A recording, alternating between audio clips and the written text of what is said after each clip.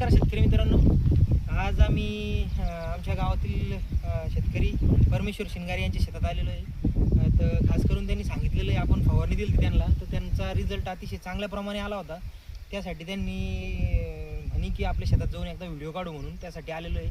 तुम्हाला सांगायचा उद्देश एकच आहे की आता ह्या वर्षी पावसाचं प्रमाण कमी आहे व ह्या सिच्युएशनमध्ये अनेक शेतकऱ्यांचे अनेक प्रॉब्लेम कपाशी पिकावर जाणवत आहे.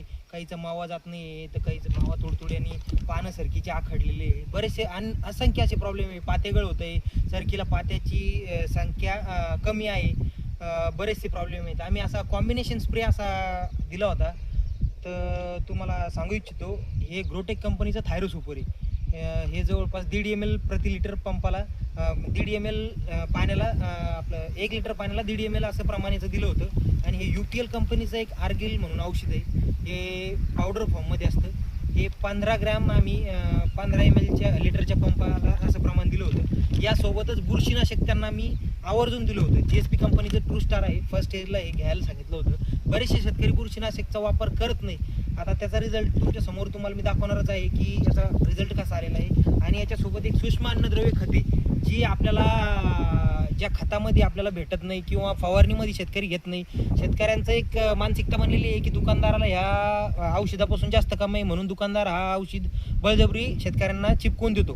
तर तसं काही नसतं मित्रांनो. त्याच्यामध्ये तुम्ही बघू शकता, ferrous, iron, magnesium, copper, molybdenum आणि बोरॉन हे जे सूक्ष्म घटक आहे, हे तुम्हाला तुमच्या खतामधून मिळत नाही. किंवा आता ह्या वातावरणातील कंडिशनमुळं बऱ्याचशा रोगांचा, किडीचा प्रादुर्भाव या पिकावर होतो. त्याच्यामुळे पिकाची कंडिशन खराब होत चालते. जसं आपण एखाद्या आजारी असलेल्या पेशंटला काजू बदाम किंवा सफरचंद फळे वगैरे खायला देतो, तसंच आपलं हे पीक पण एक आपल्या जीवनशैलीप्रमाणेच आहे. आणि ह्या पिकाला सुद्धा सगळे मूल्यद्रव्य आवश्यक आहे.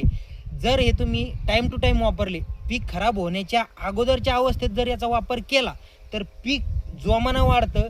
पिकाला पात्याची संख्या, बोंडाची संख्या ही अतिशय चांगल्या प्रमाणे असते. आणि शेतकरी शक्यतो काय करतात, बुरशीनाशकाचा वापर केव्हा करतात की ज्यावेळेस तुमचे पाते गळतात, खाली जमिनीवर पाते सगळे गळलेले असतात, त्यावेळेस ते बुरशीनाशकाचा वापर करायला सुरुवात करतात. पण जर ह्या पिकाची कंडिशन चांगल्या प्रमाणात तुम्हाला ठेवायची आणि पात्याची, बोंडाची संख्या जर चांगली लावायची आहे, तर हे अगोदर थोड्या प्रमाणात याचा वापर करणं गरजेचं आहे. दुकानदाराच्या म्हणण्यावर करू नका, पण तुम्ही तुमच्या स्वतःच्या म्हणण्यानुसार दरवर्षी जे करताय त्याच्यात काहीतरी फरक तुम्ही स्वतः केला पाहिजे मित्रांनो. कारण की त्याचा निश्चितच फायदा होतो. तुम्ही बघू शकता आता ह्या सरकीमध्ये किती, बघा तुम्हाला आता हे दाखवतो. इथं आता यांचे बोंड बनलेले आहे, पात्याची संख्या बी भरपूर आहे आणि कपाशीची क्वालिटी बी बघा चांगली.